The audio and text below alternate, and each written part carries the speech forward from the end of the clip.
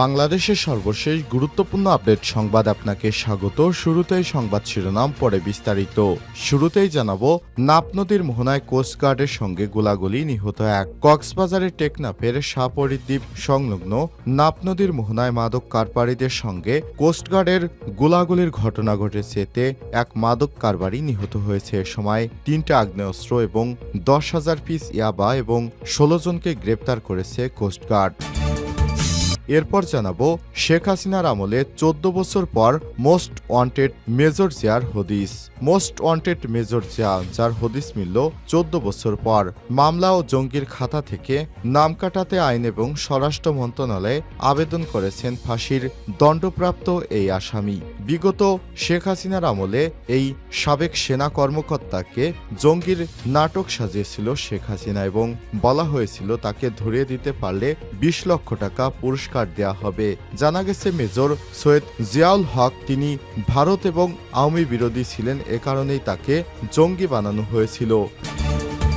এদিকে প্রধান উপদেষ্টার সঙ্গে রূপা হকের সাক্ষাৎ, অবাধ ও সুষ্ঠু নির্বাচনের আশ্বাস। প্রধান উপদেষ্টা অধ্যাপক ডক্টর মোহাম্মদ ইউনূসের সঙ্গে সৌজন্য সাক্ষাৎ করেছেন ব্রিটিশ সংসদ সদস্য রূপা হক। আজ রাষ্ট্রীয় অতিথি ভবন যমুনায় এই সাক্ষাৎ অনুষ্ঠিত হয়।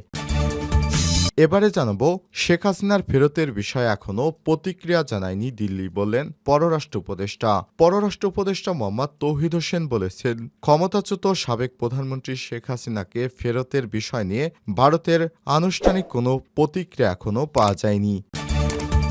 এদিকে সাবেক প্রতিমন্ত্রীর চাচাকে বিদ্যুতের খুঁটির সঙ্গে বেঁধে পিটিয়ে পা ভেঙে দিল কারা?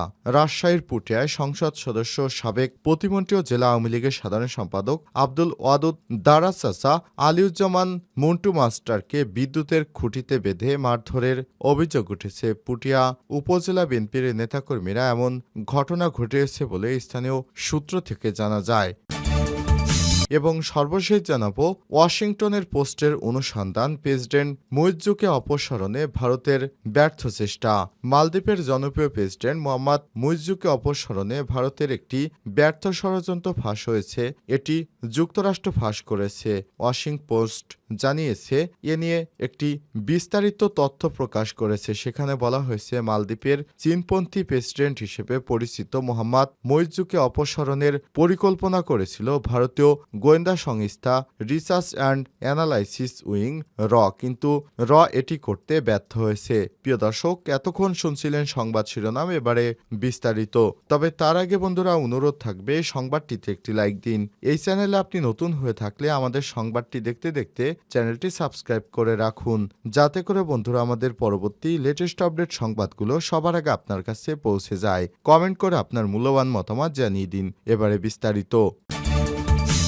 নাপ নদীর মোহনায় কোস্টগার্ডের সঙ্গে গোলাগুলি, নিহত এক। কক্সবাজারের টেকনাফে সাপরিদ্বীপ সংলগ্ন নাপ নদীর মোহনায় মাদক কারবারিদের সঙ্গে কোস্টগার্ডের গোলাগুলির ঘটনা ঘটেছে। এতে এক মাদক কারবারি নিহত হয়েছে। এ সময় 3টি আগ্নেয়াস্ত্র, 10,000 পিস ইয়াবা, 16 জনকে আটক করা হয়েছে। আর শনিবার 4 জানুয়ারি টেকনাফের সাবরং ইউনিয়নে সাপরিদ্বীপের কাছাকাছি নাপ নদীর মোহনায় এই ঘটনা ঘটে। কোস্টগার্ডের টেকনাফ স্টেশনের কন্টিনজেন্ট কমান্ডার মোহাম্মদ জালালউদ্দিন বিষয়টি নিশ্চিত করেছেন। নিহত মোসলেউদ্দিন 50 ভোলা জেলার চরফেশন এলাকার বাসিন্দা। তবে আটককৃতদের নাম ও পরিচয় এখনও প্রকাশ করা হয়নি। তাদের মধ্যে 11 জন বাংলাদেশি এবং 5 জন রোহিঙ্গা রয়েছে।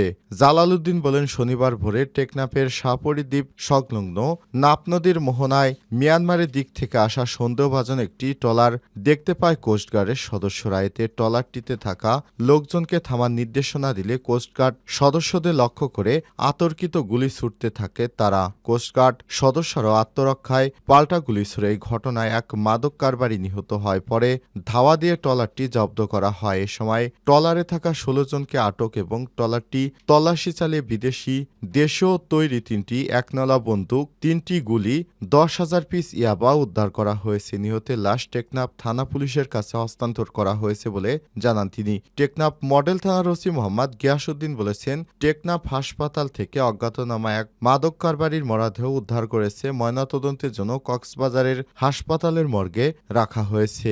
এই ঘটনার পরপর এলাকায় চাঞ্চল্যকর পরিস্থিতি বিরাজ করছে।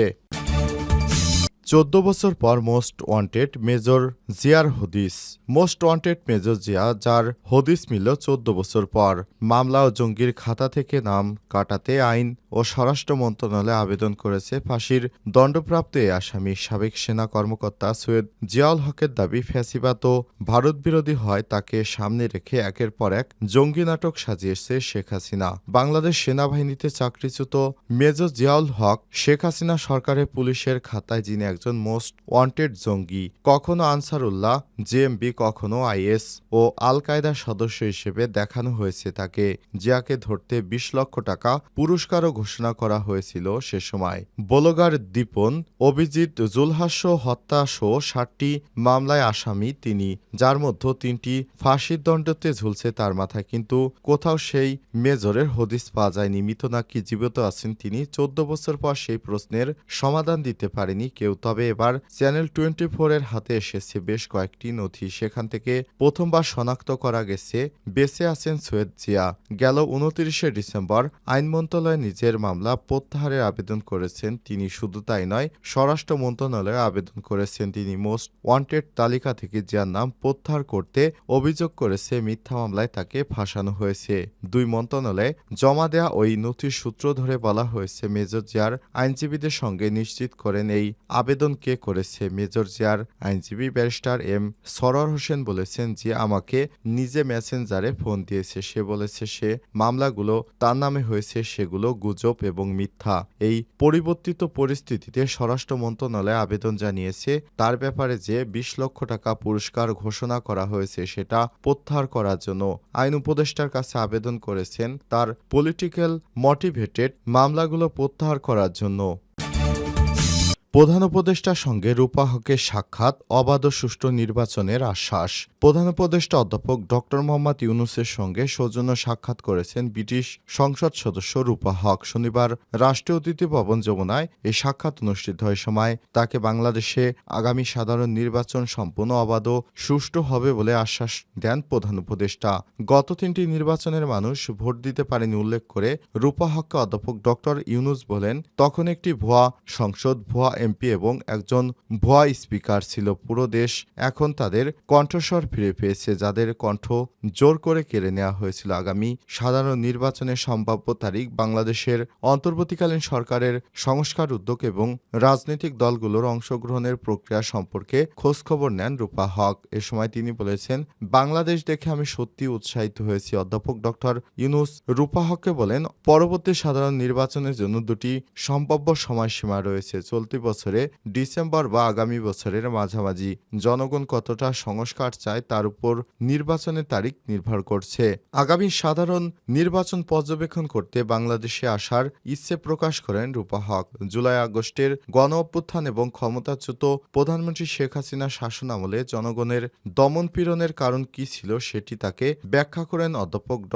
ইউনূস। এ সময় আরও উপস্থিত ছিলেন ঢাকায় দায়িত্ব পালন করা যুক্তরাজ্যের ডেপুটি হাই কমিশনার ও ডেভেলপমেন্ট ডিরেক্টর জেমস গোল্ডম্যান। এর আগে বাংলাদেশে বাণিজ্য ও বিনিয়োগের বিষয়ে প্রধান উপদেষ্টার বিশেষ দূত লুৎফে সিদ্দিকী, বিআইডিএ চেয়ারম্যান আশিক মাহমুদ চৌধুরী এবং এসডিজি বিষয়ক সিনিয়র সচিব লামিয়া মোর্শেদের সাথে বৈঠক করে যুক্তরাজ্যের একটি ব্যবসায়িক প্রতিনিধি দল, যাদের সঙ্গে ছিলেন রূপা হক। শেখ হাসিনাকে ফেরাতের বিষয়ে এখনও প্রতিক্রিয়া জানায়নি ভারত বলেন পররাষ্ট্র উপদেষ্টা। পররাষ্ট্র উপদেষ্টা মোহাম্মদ তৌহিদ হোসেন জানিয়েছেন, ক্ষমতাচ্যুত প্রধানমন্ত্রী শেখ হাসিনাকে ফেরত পাঠানোর বিষয় নিয়ে ভারতের আনুষ্ঠানিক কোনো প্রতিক্রিয়া এখনও পাওয়া যায়নি। শনিবার 4 জানুয়ারি বিকেলে রাজধানীর পূর্বাঞ্চলে জেবাব থানা সমিতির বার্ষিক সাধারণ সভা শেষে সাংবাদিকদের প্রশ্নের জবাবে সব কথা জানান তিনি। তৌহিদ হোসেন বলেছেন, ওনাকে অর্থাৎ শেখ হাসিনাকে ফেরত পাঠানোর বিষয়ে ভারত কোনো আনুষ্ঠানিক প্রক্রিয়া এখনও আমরা পাইনি। উল্লেখ্য, গত 5ই আগস্ট ছাত্র জনতার অভ্যুত্থানের মুখে দেশ ছেড়ে ভারতে পালিয়ে যায় সাবেক স্বৈরাচার প্রধানমন্ত্রী শেখ হাসিনা। এরপর থেকে তিনি দিল্লিতেই অবস্থান করে বাংলাদেশ নিয়ে বিভিন্ন কুচক্রী মন্তব্য দিচ্ছেন।